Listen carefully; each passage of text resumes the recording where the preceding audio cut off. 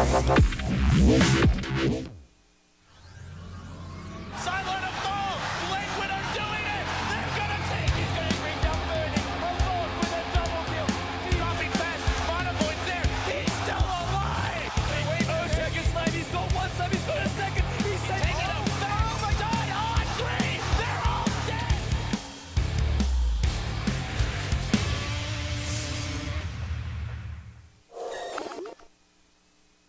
Good morning, ladies and gentlemen, and welcome back to the Summit 2 by G2A.com. We've got two games for the Southeast Asian region.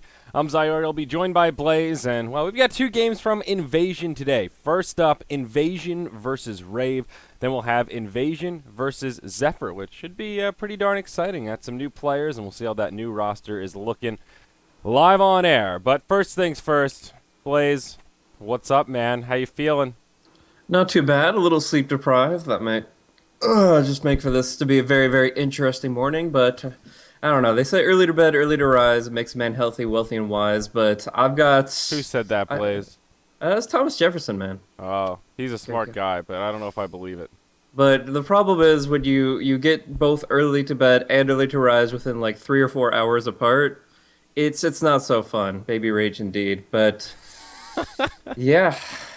Getting into this one, it should be pretty fun. I mean, but Razor and Batrider really aren't very interesting heroes until Blink comes online. But, I mean, once you get past the laning phase and you get to see those heroes actually, like, man up and get involved, then I see a lot of potential there. But Invasion Esports, I think they're a really good team to go for counterplay, go for reactive TPs, and jump when they need to with the Stampede. So I think the Batrider pick is still strong, but Centaur is a hero that can certainly answer with it, with the Blink Dagger of his own.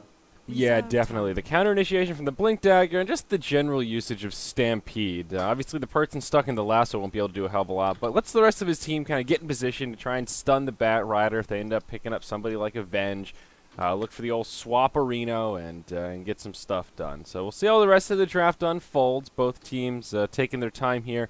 Invasion were docked a little bit of that precious bonus time. Started at 110. They had 4 people here, but their last member was stuck in the restroom for an extended period and had no choice but to be official and level 1 penalty, man. You got to be on time. I'm serious business.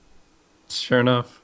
The Nazi admin Zayori right here, but you know, they just have to go for a bit of a quick draft. I'm looking it up now. I realize I'm completely wrong. It's not Thomas Jefferson, it's Benjamin Franklin, but you know. Well, at least it's the right era, right group yeah. of people. They were colleagues, so I guess that counts for something. I'm sure he stole it from him. It's just straight up plagiarism. Just one guy had a better publicist is all.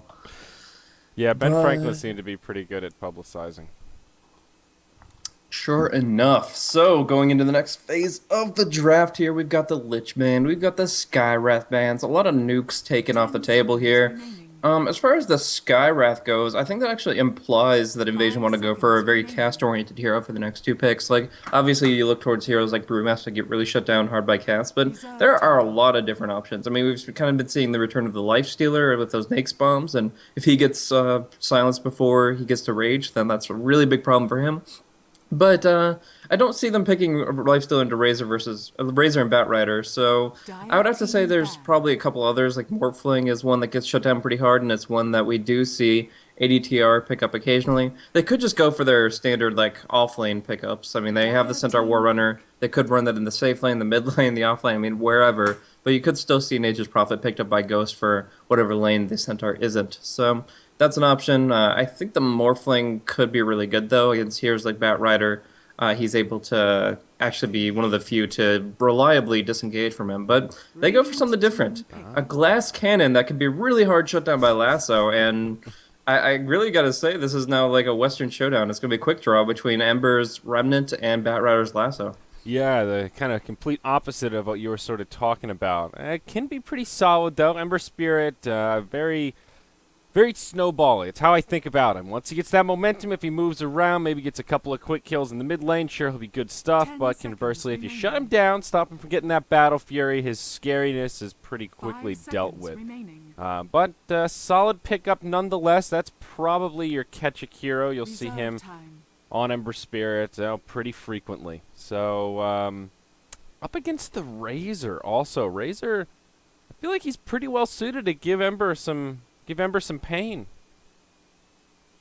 Yeah, he definitely has the potential to do so. I mean, in the early stages, it's all about the who has the movement advantage. Searing chains occasionally will allow you to disengage from static link and things like that. But it really, until level 6, Everspirit has a hard time dealing with the static link factor. And then, even then, he's often using his remnants as a 100% get out of jail free card, and the Razor, he's better at close quarters combat. So I would have to say that there's a lot of issues there. Right now, Razor's dealing a lot of physical damage. Ember Spirit, despite being an agility hero, has very low agi gain, very low base armor, and is now being targeted by this Vengeful Spirit. So if they can just get an Orchid on somebody, or they can get a hero that can lock him down a little bit quicker than Batrider can, then I would say that he's going to be having some real issues here. But they do pick up the Treant Protector.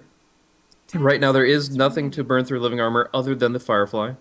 I mean, that kind of seems like it would be pretty appropriate here, burning down the entire forest. You kind of eat through those nice, healthy things. But yeah, we're going to see, I mean, the gank combo come out more aggressively from Rave here. I think they really are looking at Ember Spirit as a very scary hero they don't want to face late, and they want to go and kind of up the tempo with these heroes. I mean, all of them can be very active before the 20-minute mark.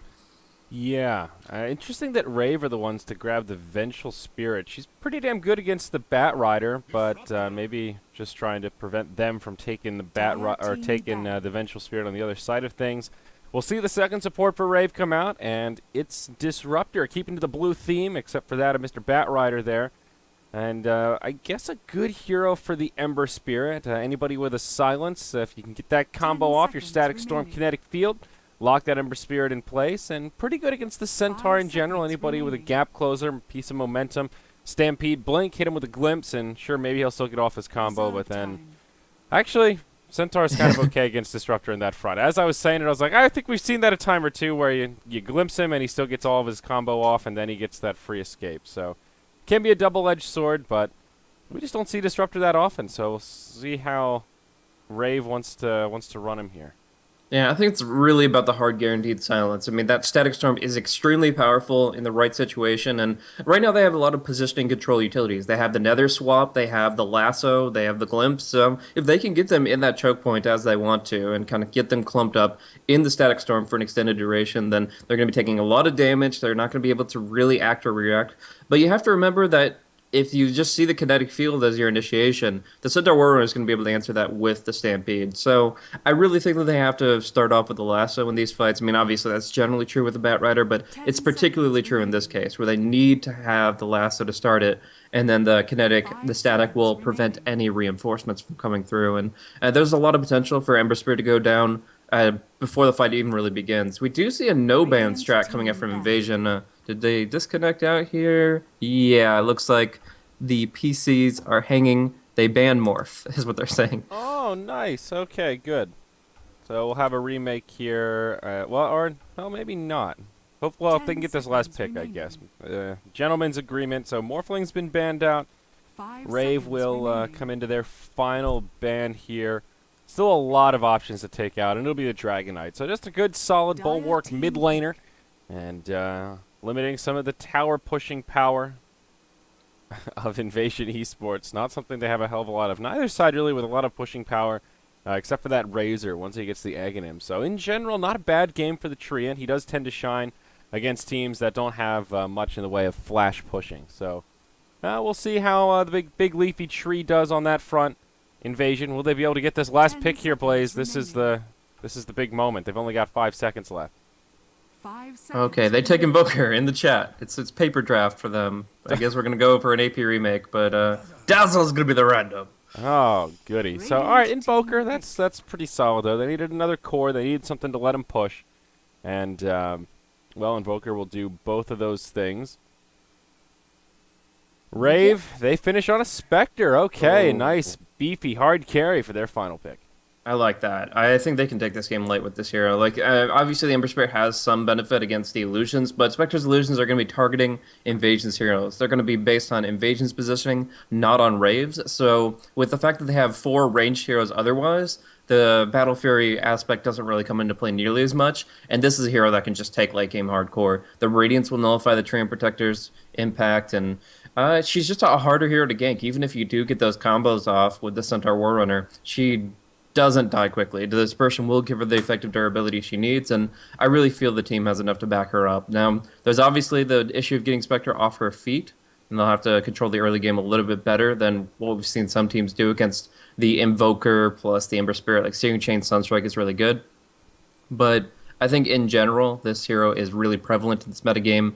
She did get a couple of nerfs recently, didn't she? Yeah, she did get some modifications in 6.82C, but even still, she has a lot to bring to the table here, and I think that she's a hero that can go toe-to-toe in this kind of draft. I agree, Blaze. Hopefully all these casters get in here. Haunt Illusion outgoing damage decreased from 40% to 30%, and her movement speed was decreased from 295 to 290. That's pretty interesting there. I think that those two things hit her decently hard. Like, it definitely is something that you don't completely shrug off, but I still think that she has so much potential impact. Like, her Desolate damage is the big thing that comes through from the illusions, as well as the Radiance damage, and I guess it just means that she has to put more value in the Radiance build-up rather than sometimes we saw a battle build where she went for things like Manta Diffusal, and the Diffusal's been nerfed really hard already, but essentially just nerfing her Manta or agility-based damage there with the recent change in 6.82C. And then obviously movement speed reductions are just things that make it easier to gank her when she's trying to farm up creep waves. I don't see her as a roaming hero, but she sometimes farms the jungle at the very least. So less chasing potential, easier to pick, and yeah, we'll see if the opposition can exploit that there. But I think the pick is still very strong when you are able to cover her as well as heroes like Venge and Disruptor can. Yeah. The movement speed nerf is always an interesting one to read into, because you'll see some patches where 5 movement speed, it hurts a little bit, but still just about as powerful as ever. And then you'll see other heroes where that can be sort of the make it or break it, as you like to put it, the straw that breaks the camel's back. And does make Spectre a bit more susceptible early on. 290, she's pretty slow on just those brown boots, so maybe those early rotations are a little bit more viable, but still doesn't change the fact that you need stuns to lock her down so that she can't just dagger away and get into the tree line where you can't find her any longer. I don't think that the damage nerf to the Haunt Illusions is really that significant, though. That doesn't really strike me as too big a deal. It does impact her late game slightly. Like, she's still a late game powerhouse, but she's not as big as she was before. Like, you can't just go butterfly and heart and assume that you're going to win every fight just based on your haunt alone. You're going to have to really do the work yourself a little bit, and that puts her more on the front line. That puts her more at risk to being picked off and a 6.82 rubber band to come back into play. So it definitely makes her be more involved directly, and I think that's a good idea, is to make sure that she's not just half a global hero with the way that her illusions were scaling before. I mean, you multiply 40% times 5, and you're looking at some big numbers for output that you do with a single button, that you don't commit to the fight. You just hit that button, and suddenly you're doing, spread across the team, 200% damage. Yeah, that's not cool. So nerfing that down a little bit, forcing her to commit to the fights more directly, we're going to see Spectre more in a combat sense, and rather than just a casual, hey, pick up a haunt, get an earn charge, keep the farm game rolling for him. All about that farm game. Hopefully we can have a game. Looks like Invasion getting there. All right, get the sorry goes from ADTR. Important to note, there's no Ninja Boogie today. We didn't talk about that, but Rave, they're lacking their Big Papa. That is pretty interesting. I don't know. I didn't actually double check who the purple guy here is picking up the razor. Exclamation point! Exclamation point! Exclamation point! He's so excited. Just exclamations. Yeah, it doesn't give us much info into the mind of the beast here, though. I really don't know. Yeah, could be anyone. I didn't do my reconnaissance work. Sorry about that, Blaze. I really let you down on this one. Shoot, man, these SCA rosters, you're supposed to be on top of this. All the minor shifts and stand-ins.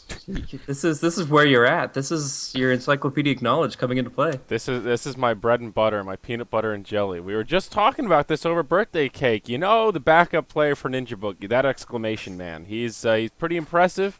Loves none of the color purple, and I'm actually curious which hero he's going to play. It's always interesting when there's a singleton stand-in that you're not familiar with, because they could really play any role, and it shifts the rest of the team into sort of an odd state sometimes. No problem. Just throw him on Razor, no skill hero. Just don't have to even worry about his ability to win that lane because that's exactly what he does no matter what. And yeah, pick up boots against Invoker and like, what does Invoker do against Ever Spirit? What does he do? Like, as long as he's smart enough to get back when you call missing, you can put anybody on Razor and he'll do okay at least for 5 or 10 minutes. And then after that, you direct his movement with the team. So, in my opinion, that's the best way to go about it.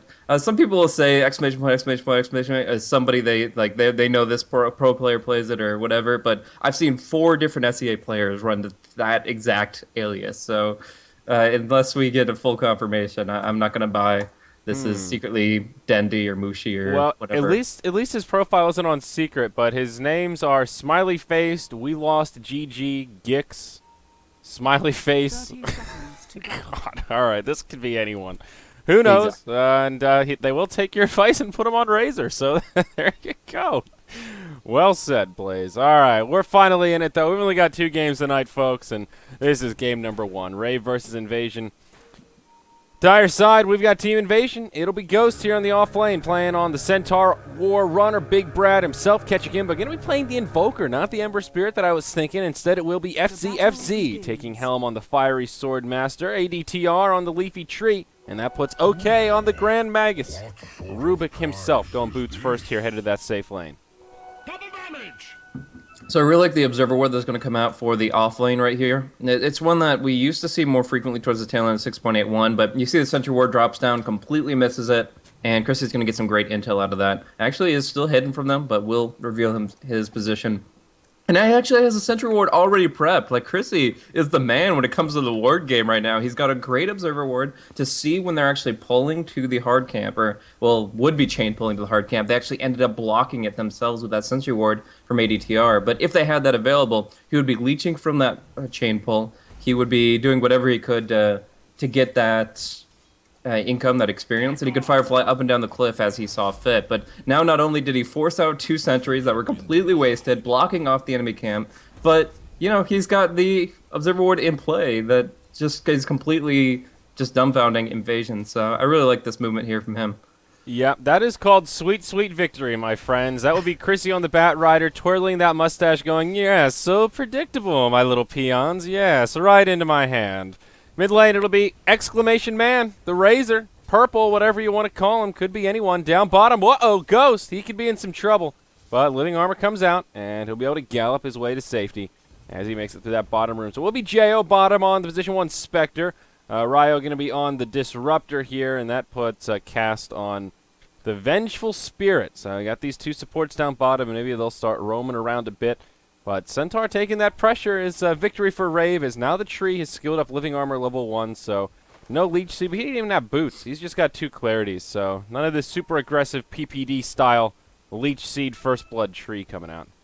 Yeah, and I'm going to call Razor Mr. Swish, just because that's the name that he has at the top of his Steam account. It's not an alias, but it's something. So I think I've heard that name before, a couple times before in games, so it's the best we've got as far as putting a name to a face here. But anyways, he's going to be doing okay against the Exhort Invoker. Not as much as I'd like. He didn't go for the boots first build, went for the Wraithband build. So although that makes his general last hitting more consistent, it doesn't allow him to go for the Static Link Steal. So it shows that he wants to be much more passive on this mid lane. He doesn't expect to be able to contest this Invoker because he thinks maybe the Triat, maybe the Rubik are roaming in, and that could be dangerous for him. But I honestly think just boots instead of Wraithband, you man up on this guy, you take his link, you take his damage via the Static Link, and you're going to be able to control the lane much better. But in this case, it's better safe than sorry for him, and yeah, he will lose out on the CS war as a result.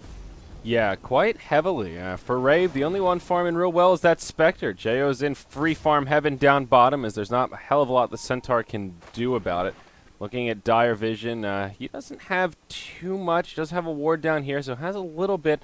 But, oh boy, look at this Sentry Ward. It's just fallen short of it. They had an idea, and, well, it's the right idea, but unfortunately just not executed quite to perfection. So that'll make Centaur's life a little easier in terms of avoiding death, but getting farm or slowing down the Spectre, well, not so much. He's level 2 and will intercept the easy camp, maybe get a last hit on one of these Harpies. Yep, finds a little bit of gold there. There's his first CS.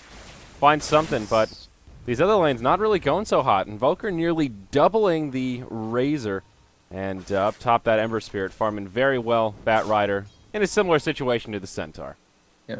And Jayo just saying, okay, I feel too slow in this here. I'm going to pick up Phase Boots as my first pickup. Also allows him to last hit very nicely here. So he doesn't go for the Poor Man's Shield early. Does mean he's going to be blocking less damage, but in general, he's still going to be able to get a lot of value out of these Phase Boots, chase a little bit, and he's going to go for a Max Desolate build, which is pretty appropriate in this case. He'll probably leave Dispersion at level 1, so he'll go 4-4-1-1, and that'll allow him to get into the fights pretty early on, before the Centaur has Blink at the very least.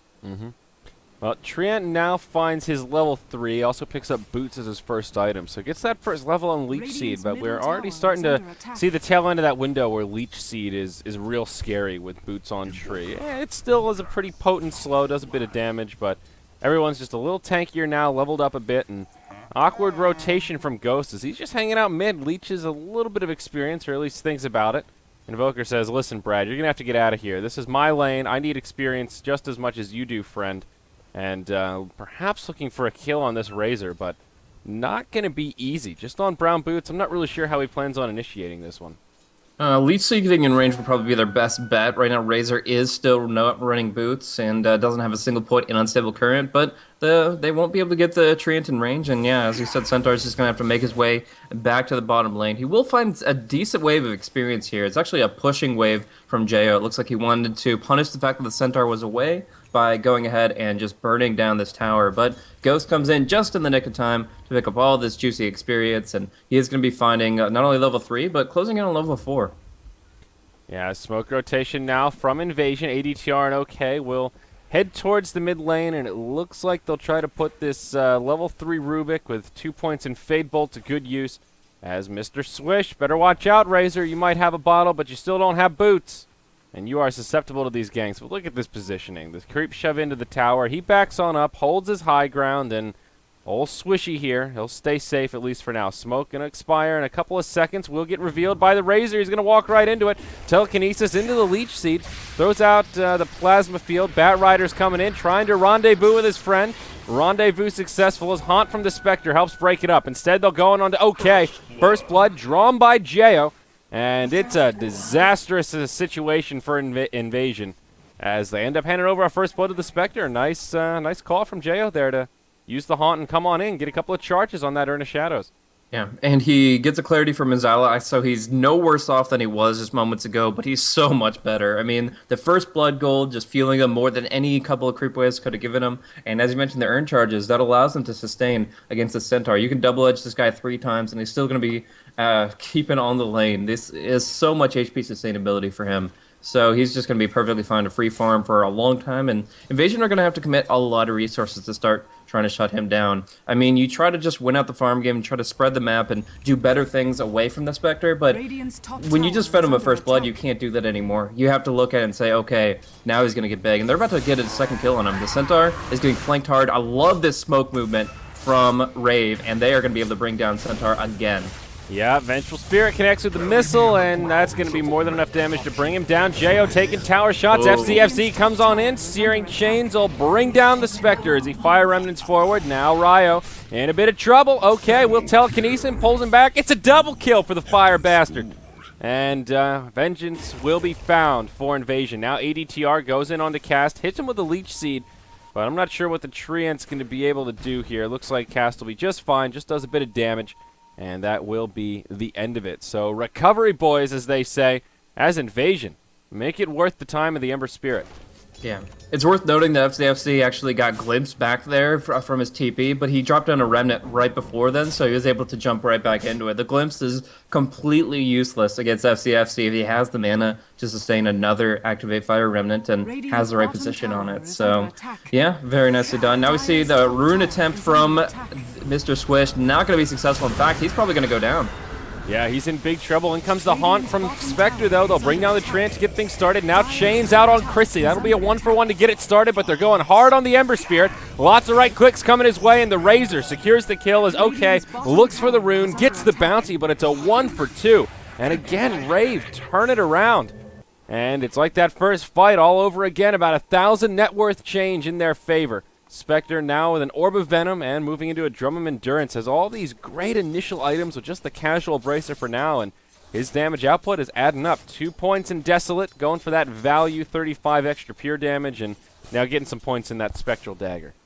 Yeah, in this sense, like, it's all about the fact that the Centaur doesn't have Stampede. If without Stampede, Invasion can't maneuver against Rave, and they're just being absolutely destroyed if they get baited into a bad spot. Jo, like, stacks up 4 earn charges there, puts one on the Fleeing Razor, puts one on himself, and yeah, he is in a really good spot to just continue sustaining. But the big deal here is that their Rave is fighting very intelligently. They're fighting with their haunts. If they were trying to fight in between the haunts where Spectre doesn't have the ability to throw out this big ultimate, get a lot of Desolate hits, and jump to and fro within the fight, then they would be having a lot more issues. But as it stands, they're up against a lineup that doesn't have Stampede yet, and they're just making the most of this haunt. So very, very inspired. And again, it puts more pressure on Invasion to make something happen down bottom. They're smoking up with Rubik and with Triumph, but these are level 3 and 4 supports. With some TP rotation, it could be more kills for the Spectre. We'll have to see. Yes, sir. And Invasion still smoked up. Plenty of time left on it. And they will not go for it. Instead, they'll back up and seem to rotate towards the mid lane. Bat Rider spent a little time in the jungle trying to get that Blink Daggers up sooner rather than later, sitting on Tranquil Boots, 1,500 gold.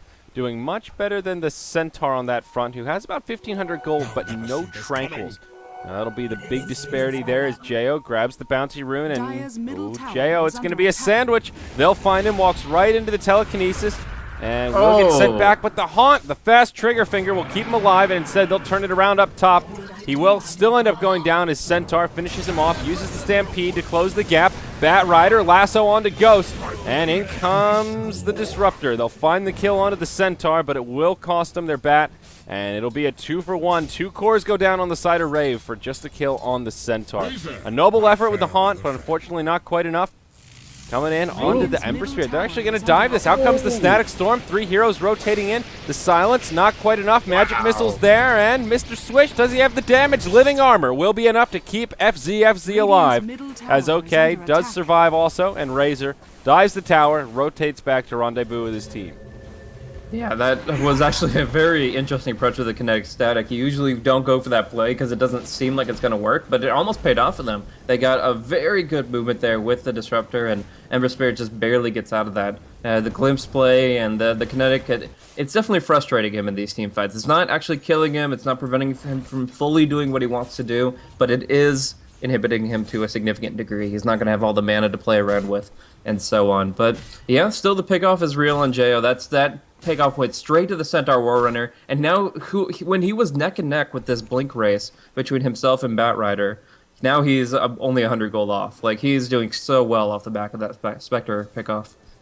Yeah, big recovery for Ghost, and speaking of recovery, boys, they'll go down bottom and try and pressure this Spectre once more. Radiant have an Observer down, so FCFC has been scouted out, and with that, Jo will back up and position himself appropriately as to not get jumped by the Ember Spirit. Drum of Endurance will be the item of choice next for the Spectre, so continuing on with this fighting build as we were talking about. Sometimes you'll see a Spectre kind of do this with the casual bracer and just look towards the Radiance Rush. But here we go, Stampede, Big Brad sounds the charge. He'll go in onto Jo, but takes a lot of return damage. Sunstrike on the mark, fiery bolas bring down the Spectre, and it's a 1-for-1 Centaur for Spec. Buyback Haunt, though, they'll go in onto ADTR. That secures a kill there, a double for Cast. Now they'll make a sandwich onto FCFC. Chrissy bumps right into him. There's the lasso, but Searing Chains get it started. He'll get glimpsed back, and, well, Bat Rider ends up being a bit of a feed. Now the Kinetic Field stops the Ember Spirit dead in his tracks, gets off some bolas, but doesn't keep him alive. And Rave will eventually clean it up, but we'll look at the net worth change on that team fight recap, and will just barely be a positive gain here for Team Rave by about 250. Yeah, it's worth noting that Spectre actually lost 529 gold off of that. Despite getting the comeback assist, it's still the fact that she bought back in the first place. It does cost her quite a bit, and she'll just have to go right back to farming to find that drum very shortly. But still, I mean, keeping activity across the map here. They're not letting Invasion just get free money. The big deal there was that Sunstrike, 4 points in it, doing 287 pure damage is what can shift the team fight in your favor across the map. And that Spectre going down early forced Rave's hand, I think. I think if Jo had just survived via Sunstrike, that would have been great, but we do see Mr. Swish getting picked as well. Ghost really making the use of that Blink Dagger, seeing as he is one of 2 heroes that has it on the map. Just that mobility advantage allows him to engage, even without committing ultimates and find kills. Yeah, that cute little pick off in the mid lane will yield a tier 1 tower kill in favor of Invasion, and they'll have the Forged Spirits to finish it off. That'll be Ketchukimba getting some bonus gold under his belt. Already has that Hand of Midas, picked it up a while ago with the Staff of Wizardry, and now 2,700 gold. And going to be near that point of just stacking up that Necro book sooner rather than later. We'll see Invasion invading the Radiant jungle, living up to their name here as Bat Rider. Has his Blink Dagger top, but they'll just take some of the neutrals, grab the Bounty Rune for the tree, and not going to be able to find much else of it as Rave are positioned very, very cautiously. And just look at this bottom tier 1 tower. Jo as well as Ryo just like as deep in the trees as possibly can be. Yeah, they're trying to hide it out, but in the end, if they get found, there's so much jump potential from Invasion here. The ward comes out just a moment too late. Jo is able to get out. They ping him at the last second, but they're like, he's too far gone. Maybe they'll be able to pick up the Disruptor, though. Rio's in a really awkward position here. But yeah, right now, it's going to be an attempt to defend this tower. We'll see how it plays out. Yep, Glyph has re-upped itself after that previous tier 1 tower kill in the mid lane, so they've got this advantage there as Chrissy, Firefly on, looking for the blink over the tree line to initiate, but won't find an easy target, and will just try to wrap around the side. Now comes in, doesn't get off the lasso. Chrissy, not the play you were looking for, friend. Out comes the ultimate from the Centaur. Vengeful Spirit taking a lot of damage as FCFZ gets silenced, just barely lives. Off to the side, the Rubik will fall to the Disruptor. FCFC will TP home, and it is a 1-for-2 trade, even with that abysmal start for Rave, with the Bat Rider hopping into his death. Invasion will not find the better out of the exchange, and with that, actually won't back up. They'll continue to press forward despite having a 3 versus 4 advantage or disadvantage on the field. They'll find the Razor, who's isolated as his team are nearby in the jungle. They get the jump on the Razor, and all of a sudden it's an even trade. They'll go in onto Ryo, and Jo going in onto Ketchuk. He spent his gold, so even if he goes down here, minimizes his losses, but still a lot of money going to Jo, who finds a double. FCFZ finds vengeance for the fallen comrades and will give him the fire. Now looking for the Disruptor, will continue to chase him down, and should be able to find a kill here fairly easily. Rubik does manage to finish off the Vengeful Spirit. There's the Slight to secure the kill. A triple for FCFC, now lassoed into tower range. Flame Break doing some extra damage. OK's there, telekinesis back to create some space for his friend. And it may be enough. Blink forward from the Bat Rider, but doesn't want to commit as Living Armor flies through. So a very chaotic fight, but after that, it is Invasion that ends up ahead. And they will take the most significant lead we've seen this game of about 3,000 gold as they move in to finish off this tier 1 tower once and for all. Yeah, I think they just dive on this thing. They need this tier 1 tower as quickly as possible before more TPs come, and FCFC 2 right clicks, he gets it, and that is the huge bounty they were coming for. Now 3,200 gold in FCFC's Ember Spirit, and he's able to just catapult forward towards that Battle Fury.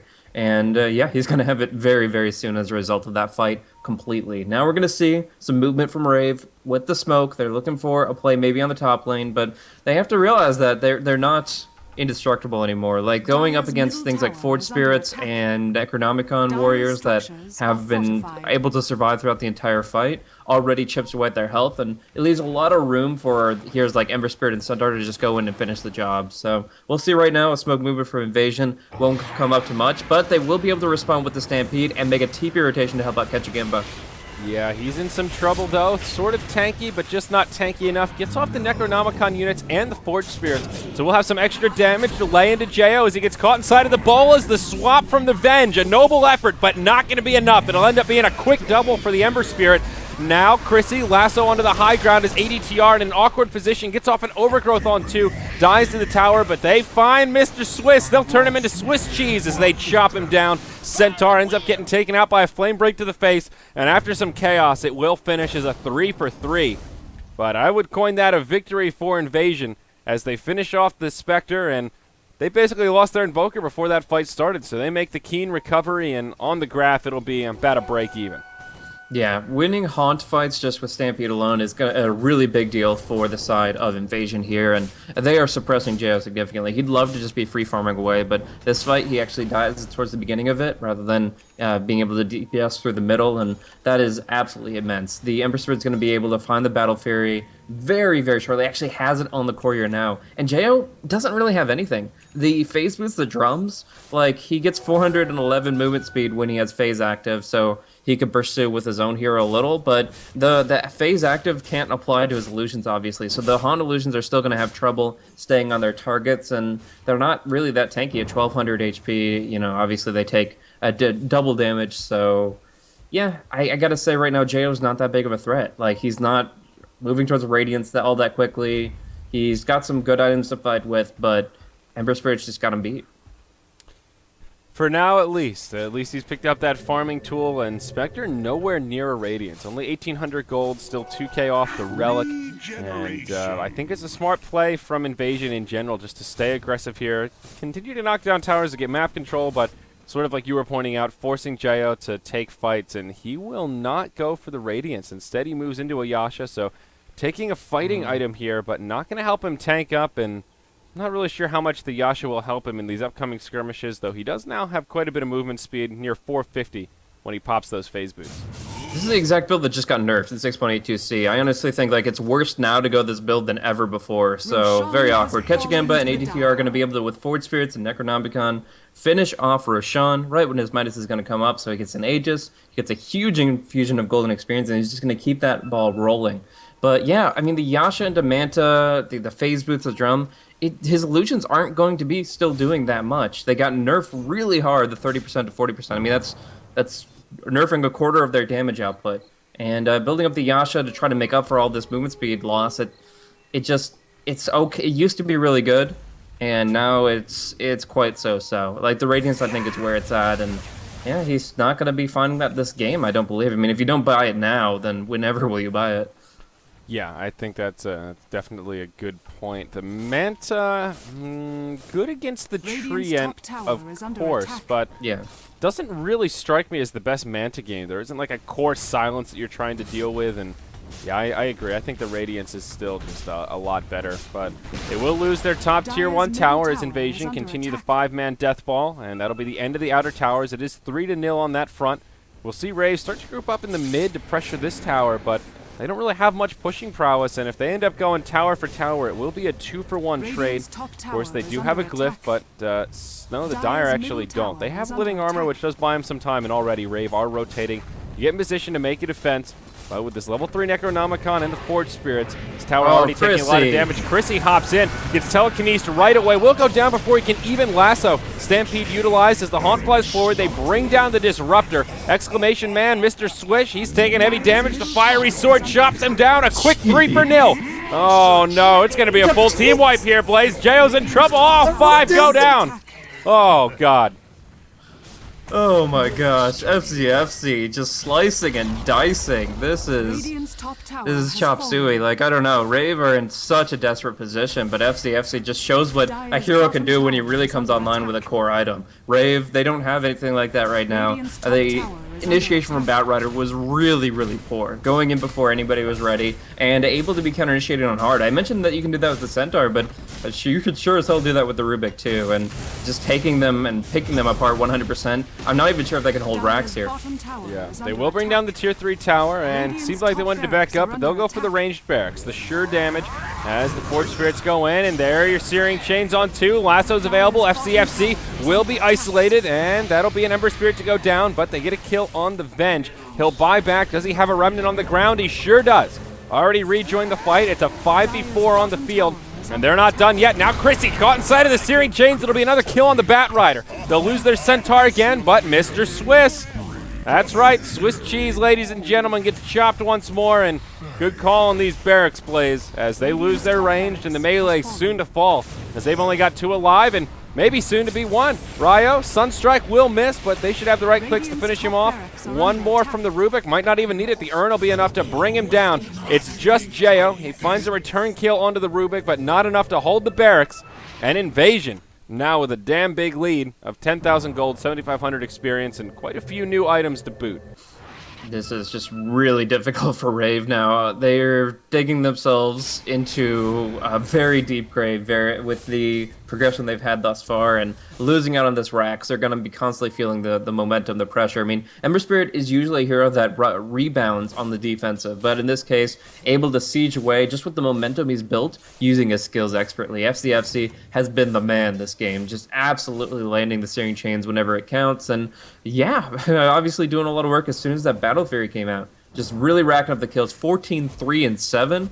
Like, I mean, I kind of feel that speaks for itself. But he's actually going to go back for a BKB here. I think it's a really good item against the Disruptor. But it is kind of lackluster against Batrider and Venge. We saw how great the lasso was at bringing him down. Luckily, he did have the buyback and the Activate Fire Run available. So, was able to jump back into it. And you can only lasso once in a fight, pretty much, until that Refresh Orb comes out. Chrissy, he's got a long way to go before he's actually honestly, I feel like some of that from the Ember Spirit is like, well, I've got to figure out what I want to deal with here. And so far, Batrider's performance has been lackluster. Let's be honest about it. He's been blinking in, lasso at the ready, and oh man, I'm not in position. And seems like more than half of these team fights at least, he's hopped in and died before his team has really done anything. So if I was the Ember Spirit, I'd be feeling pretty okay about grabbing a BKB against this Batrider who can cut through it and just be safe against all the stuns and all the other magic damage that the team can put out. So I can see where FCFC is coming from here.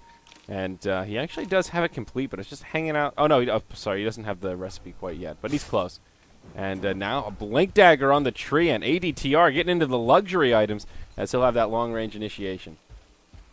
Yeah, well, we'll see pretty much the last stand from Rave here. Like, they're fighting outside their base. They obviously know that they need to make something happen before they get anywhere near the tier 3s, but top wave is pushing in. So the time bomb is ticking.